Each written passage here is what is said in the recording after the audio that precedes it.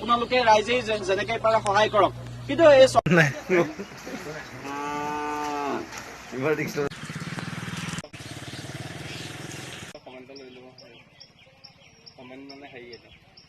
দিলে নি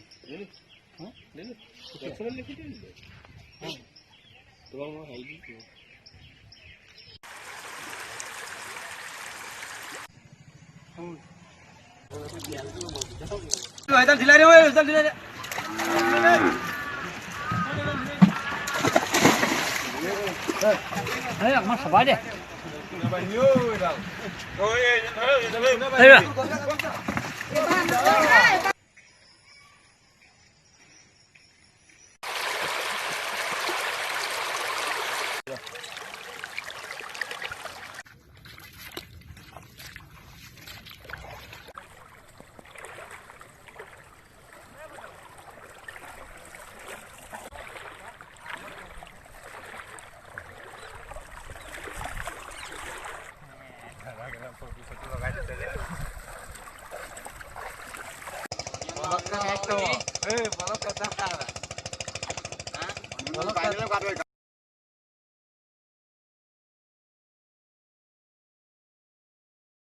বান পৰিস্থিতি এতিয়া অতি ভয়ানক হৈছে। আপোনালোকে দেখিছে এয়া আমাৰ ৰাস্তাৰ ওপৰেদি বাগৰিলেই প্ৰায় ইয়াত 30খন এইফালে 15-20খন ৰাইজৰ এতিয়া যোগাযোগ বিচ্ছিন্ন হ'ব।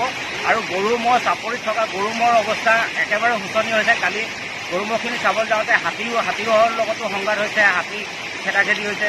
গতিকে প্ৰায় এতিয়া ওপৰ সগুন পৰা আমাৰ পঞ্চায়তৰ ভিতৰত প্ৰায় 30ৰ পৰা 40খন গাঁৱৰ মানে এতিয়া অলৰেডি প্লাবিত হৈ গ'ল।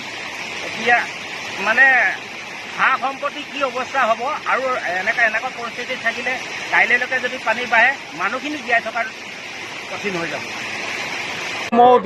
যিবোৰ জীৱ জন্তু আছিল সম্পূৰ্ণৰূপে চাপৰি ভেটি বনাই লৈছিলোঁ যিহেতু থাকিব নোৱাৰা হ'ল।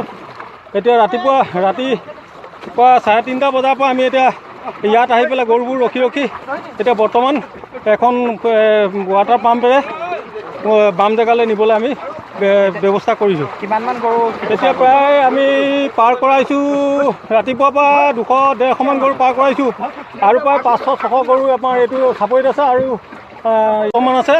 কিন্তু এখন নাৱে আমাৰ অকণমান অসুবিধা হৈছে। আৰু এখন যদি চৰকাৰৰ ফালৰ পৰা যোগান ধৰাহেঁতেন আমাৰ জাজিমুখৰ অঞ্চলৰ মানুহখিনি এই পশুধনবোৰৰ পৰা বহুত ৰক্ষা পালে।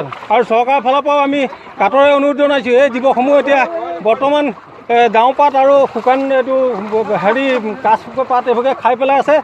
বৰ্তমান যদি আজিৰ ভিতৰতে এটা চৰকাৰৰ ফালৰ পৰা চাপৰ তাপৰ ব্যৱস্থা নকৰে সম্পূৰ্ণ পশুধনসমূহ পানীৰ কবলতে পৰি